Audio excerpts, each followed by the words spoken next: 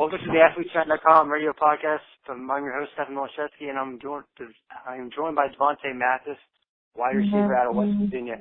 How are you doing, Devonte? I'm doing fine. Okay, so to start out, you came out of high school in Florida, and one of the top high school programs in Florida. So you had an opportunity to play with future D1 and NFL talent. How do you think that helped shape your game? Growing up, playing against, a bunch of talented guys, it always prepared me for the next level. And, coming from Pop Warner, getting ready for high school and going against, a lot of talented guys. Once I got to high school, by that point, it had become normal. And competing against some guys that went on to play D1 and went on to the NFL throughout high school, it just prepared me for the next level. And it was fun, after a while, starting from freshman year all the way to senior year, once you get that repetition and everyone competing at a high level every day, it becomes normal. So, going on to college, by that point, it had already become normal to me, so. And coming out of high school, you were recruited by Florida State, Ohio State, UNC, Ole Miss, and others. Why did you ultimately choose West Virginia? It was more of the home feeling. A lot of guys from Florida were West Virginia. The team found success. Coach Hogerson coming in. Getting the offense to one of the top in the country, and just a bunch of guys from back home. They were kept me in the loop and letting me know that everything would be good up here and it'd be fun, and heading to the Big 12, passing, conference and, heavy offense and stuff like that. It was, I was looking forward to having fun and everything. So. And your agent mentioned to me about a Jimbo Fisher story. I didn't know how to really segue into that. So what about Jimbo Fisher? Florida State that was one of the teams that, from the beginning, were recruiting me, from as early as the first letters rolling there in high school. And Jimbo Fisher had just got the job at Florida State as the head coach, and, they had picked it up a lot, from before. I mean, Florida State was always competitive, but they had already started getting the ball rolling. I think they had just played in like the Chick-fil-A Bowl and was returning a bunch of starters, and, they started to find like real success and everything.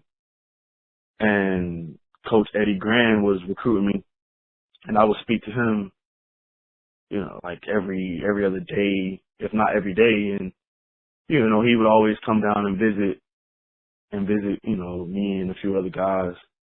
And then one day, he walks in with Jimbo Fisher, and that's when I really, I really felt like, okay, well, now it's getting real, it's getting official, because we rarely saw, head coaches come, during the recruiting process, especially early in the recruiting process. It was more so, your recruiter and everything like that.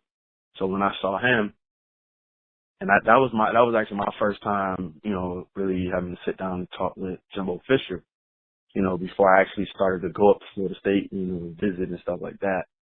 And I mean, that was, eye-opening. And then soon after him, you start seeing more, more coaches come in, and then the head coaches start to come in. But Jimbo Fisher was actually the first, head coach at a D1 level to come in, and it was pretty exciting. And so how would you you're in high school, how would you stay when you're playing in high school football, how do you stay focused after, you're getting all this hype, like, oh, wow, they want me. Like, how do you stay focused with your high school team? It was hard. I'm not gonna lie. It was very hard, because it's not so much as everyone, they don't see it happen, and then you have to tell everybody. It was more so everybody see them walking through the school, and then they pick out the guys that they're actually looking for and stuff like that, and everybody, they're like, man, how it feel to be pulled to the side by Jimbo Fisher, or They follow you around the field at practice, watching, your every move and stuff like that. It was kind of hard, but somewhere along the line, you find motivation to, okay, you don't want to lose this opportunity, so, you got to go even harder, and you got to. So it was hard, but you soon catch on, you soon, get the hang of it, especially once the other schools start rolling in, and so, and then coaches talking to you like, okay, don't get sidetracked, and we still got goals that we want to complete. We still got, that's a long way from now. So, and anything could happen. So, you never really lose track. And I'm glad that it all started to come in early, so I can get used to it at least. A lot of guys, they catch it towards the end of high school and something goes wrong and, or they're not prepared. So I got used to it. And earlier you mentioned about West Virginia having all the, passing and wide receivers like Stedman Bailey, Tavon Austin, and Kevin White. So it was tough for you to get as much playing time as you probably wanted. How hard was it to cope with not getting as much as you wanted? I was never the guy, to really make a huge deal about, really wanting the ball or really playing this role or playing this position. I always, was open to play the different positions around the field. And for guys like, playing with Kevin's strength, was, being on the island and, stretching the field and making the tough catches, from, a particular spot. And, I was always, I either playing the same spot as him or playing the slot next to him or playing on the other side and stuff like that.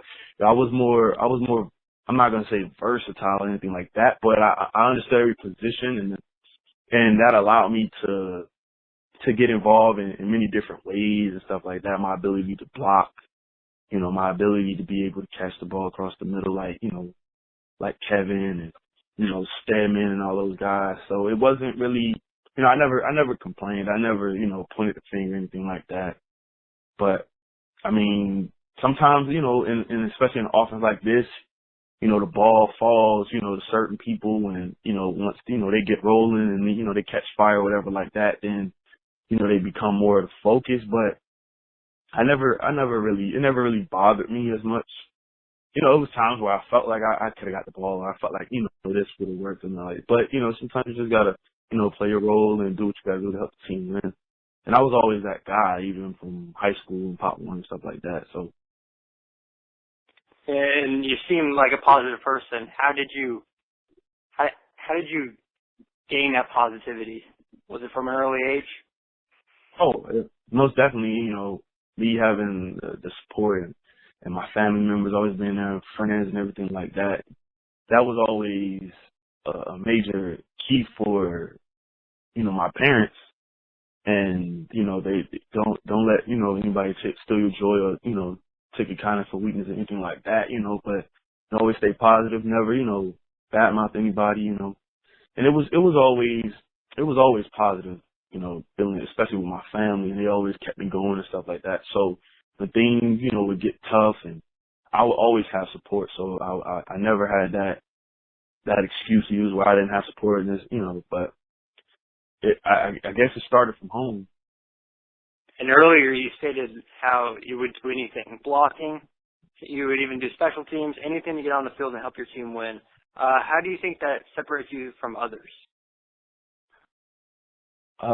Going through college, even high school, and you see a lot of guys, they want to focus on, their position or focus on a spot that they really want to get, and they kind of lose sight of actually winning, and you see those guys are always left behind.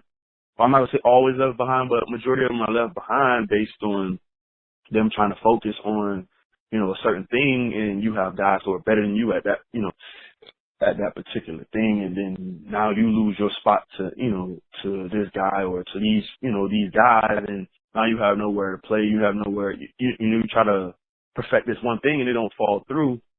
And I was always blessed with the ability to play multiple positions and understand the game from, different positions and stuff like that. So, and you look back and you start to realize how the game is affected at any position at any point in the game. And I always wanted to win. I hate losing just like a lot of other people, but sometimes a lot of guys, they just sit back and watch it just happen, and I always wanted to try to impact the game in any way possible, whether it was instead of me catching the screen, I'm blocking for the screen to spring the receiver free, or making that block on the safety to spring a running back free, or making the block for Shelton to take back a kick return, or anything, or if I have to go block the punt, it was always, however I could help the team win, because no matter what, whether you play this position, play that position, going to that locker room after a loss isn't the best thing in the world. So I always try to do whatever I could. And you played with talented wide receivers, as we mentioned earlier. What did you try to pick from their game day in and day out to try to help you? Coming in freshman year, with Stedman, Ivan McCartney, Tavon, and J.D. Woods, those guys had already established themselves, and so you can kind of get tips and everything from them. And Tavon was more of the energy guy. He has God-given ability and everything like that, so it's kind of hard to pick up from him. As to a game, trying to pick up his moves and stuff like that, because not so many people could put a move on a guy like how he could and everything like that. So, but he brought much more to the game, and it was and what stood out to me from him was his energy, and his energy was just, no matter the day, no matter the situation, it was always a show with Tavon. It could be 10 degrees outside, everybody going out to practice, everybody, bundled up, cold, and, trying to find motivation to practice. He comes sprinting out the locker room, and, so it was more from Tavon the approach, and sitting down and talking with him coming in. It was, he was like, don't let anybody affect you, don't let anything affect you. You gotta, it always has to be fun. If it's not fun, then it's not going to be worth doing and everything like that. And then, knowing Stedman and Ivan, what we call them sticks, knowing sticks from back home, they funny, they joke around, they play around, but them not having as much as, ability as Tavon, what they brought to the game, was studying and reps and everything like that, and working on their craft, like route running, attacking the ball, and us coming from the same coach in high school, we knew the same drills, we knew the same techniques and stuff like that, but it seemed like, those guys had perfected it. And it was, picking up from them was more of the studying the opponent and studying your route running and knowing when to stick your toe on the ground and snap your head around and look for the ball here and there. And I kind of used that, going into it and everything like that. And after those guys, once Kevin came in, Kevin was more, of the learning kind of guy. He had raw talent. He felt like, even though we saw different, we saw a lot of things that Kevin was able to do that, not a lot of other guys could do. And he did it a lot. And I don't think he realized that, the way he attacked the ball, a lot of times when he showed it off defenders, it became so natural to him. And there was a lot of things that Kevin saw that me and DeKill and a lot of other guys did that he took license of, and he wanted to try to do it. And he helped his game, by studying other guys and just looking at the little things, that makes a difference. And, sometimes, we'll sit back and be amazed at what Kevin was doing, and he turn around and be amazed at some of the stuff that we were doing. Like, man, what you're doing is, was crazy. You know, what we doing is, you know, that's nothing. And he was like, nah, the way that route is, you know, you do it in this, you know, this amount of steps, and you snap out of it. I couldn't do that. I can't, you know. And you know, we all like Kevin was more, you know, we learning off each other kind of guy, you know, because he came in, you know, around the time that I started to get going and everything like that.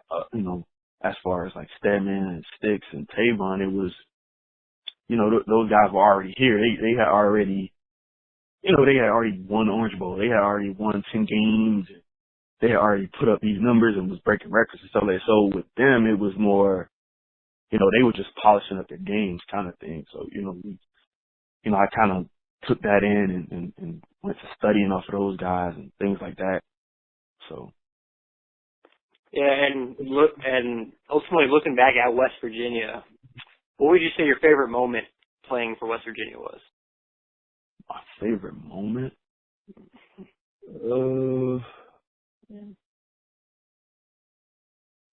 It probably had to be, you know, my first catch. You know, it was, you know, my family was watching and, you know, it was my first game. You know, that feeling was just, it felt good to get it over with kind of thing. It was, you know, I was nervous and, you know, just to see how I really felt to catch first pass in front of 60,000 people. You know, you watch it all the time. You watch it on TV growing up and everything like that. It was, I guess it had to be my first catch. And what would you say your strengths and weaknesses are? My weakness, you know, with my size and everything, I would say my quickness. You know, I always wanted to be quick, you know, as quick as Tavon, you know, even though, you know, I doubt if I'll ever get to that point. You know, this guy's probably one of the most quickest in the NFL. And I've always tried to do certain things to work on the twitch and, you know, and everything like that. But I feel like that would be probably my only weakness. And your strengths? My size, my ability to run past people with my size, you know, the combination. Being able to, like, block, catch across the middle and catch over the shoulder and, you know, dive and make catches and, you know, 'cause, you know, a lot of people, they see, you know, Division I athletes and think that, oh, they're able to do it. And a lot of guys, they don't.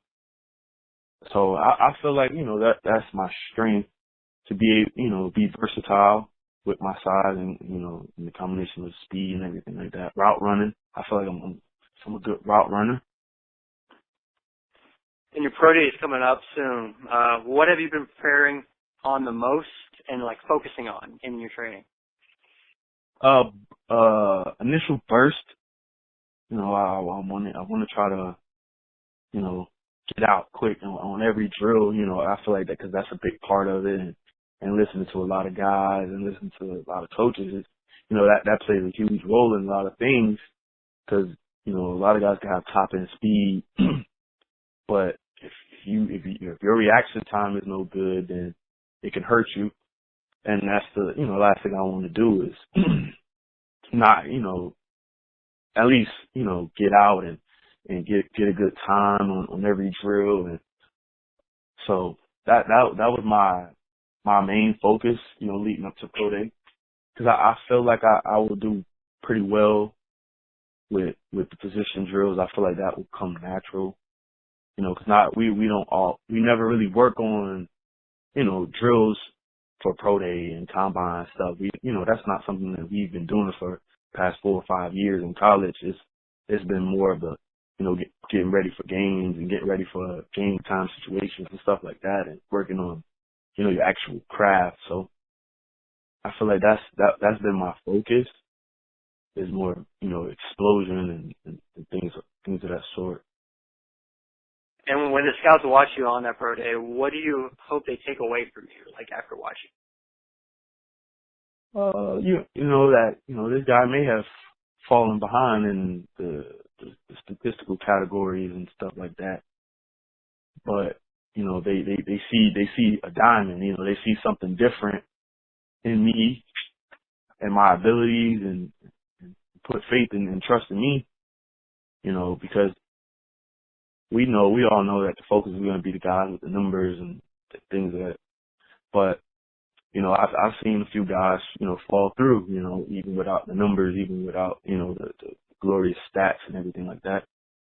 And those guys shined, or they got someone's attention on pro day and combine and stuff like that. And I want to be one of those guys, because I feel like I can compete on any level. I feel like I can compete against any defender, any guy in any situation. So I want them. So you thrive in that underdog role? Say that again? Do you thrive in that underdog role? Oh, of course. I feel like a lot of us do. It brings out a whole nother, animal. You feel like you have something to prove, and it makes you push harder for what you want. If that's winning, even if that's just, winning this down, winning this rep, it's always been like that. No matter if I felt like I was the favorite or someone felt like I was the favorite, I always go into it. Take nothing for granted, take nothing lightly, take no one lightly. So, and that has helped me get to this point and help me compete, because I always felt like that. Who would you say you try to model your game after the most? Anquan Boldin. I've always watched and studied the way he played. I always wanted to, mimic my game after, a bigger receiver, and watching him over the years growing up. And you watch, a lot of people, they don't respect a guy like Anquan Boldin and his speed and his ability.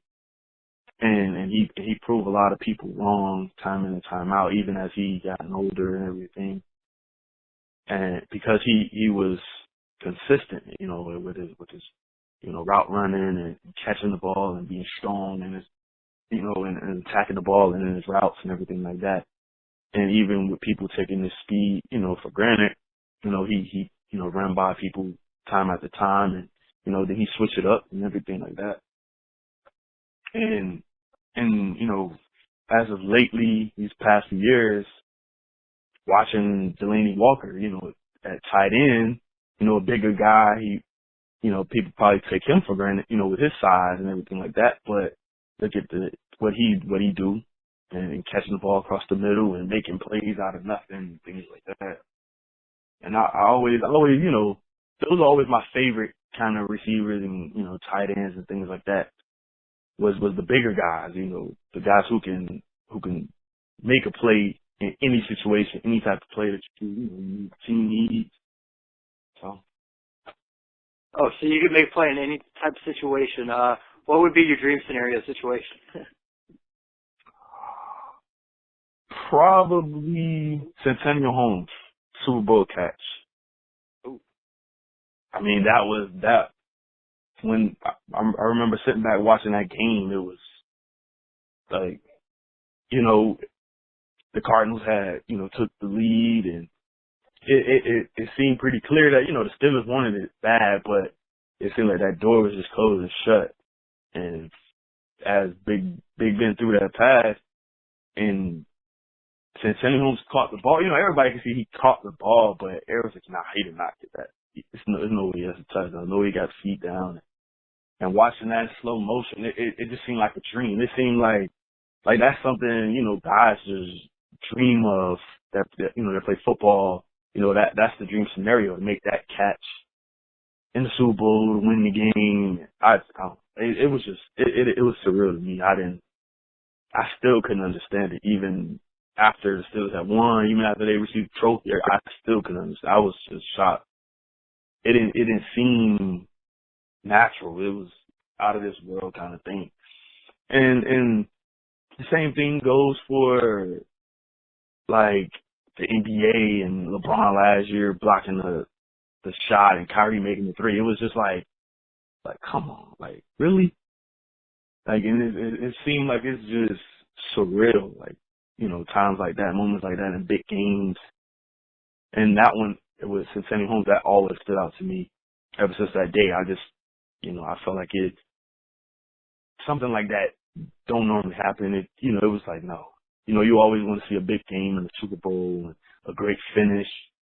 But I just, to put it, to sum it up, I felt so bad for every guy who played for the Cardinals and every Cardinals fan because if you put in, I feel like a lot of people would say that's one of their, dreams and, especially playing football because that sucked. That had to suck for every fan, that was rooting for the Cardinals, everybody on the Cardinals team to just lose like that. So, and I always, and one more question here. Why should an NFL team take a shot on you? Say that again? Well, why should an NFL team or a pro team or any team take a shot on you? I would say because, they're going to get a guy who's willing to sacrifice and do whatever they have to for team success and do everything that I have to do for the team to win and contribute in any way possible. It's not so much that I'm not going to focus on this and that. I'm going to do whatever I have to do to learn every possible position, every possible scenario, and everything, that I have to contribute to the team. I'm not that guy to, sit here and act like, oh yeah, I did this, I did that, and I'm willing to do whatever I have to win. And I'm almost certain that every team in the NFL wants to win. And a lot of guys, they get so caught up in it and so sidetracked, and a lot of times they don't even care to win. And I feel like I'm always gonna be that guy. I hate losing. I'm gonna do whatever I have to win and to help the team find success. Hey, Devonte, I want to thank you again for taking a little time out of your day to do this interview, and good luck to you down the road on your pro day and they're on. And hopefully, maybe you'll be the next Antonio Holmes. Thank you, no problem. I appreciate it, everything, and anything I can do. And I'm glad that I could, let my story out, through this interview and everything like that. And I appreciate you taking out the time to go through with it. And I look forward to doing many more, especially with you. Yeah. Yeah, well, after you do this Antonio Holmes sketch in the next Super Bowl, you definitely have to call him. No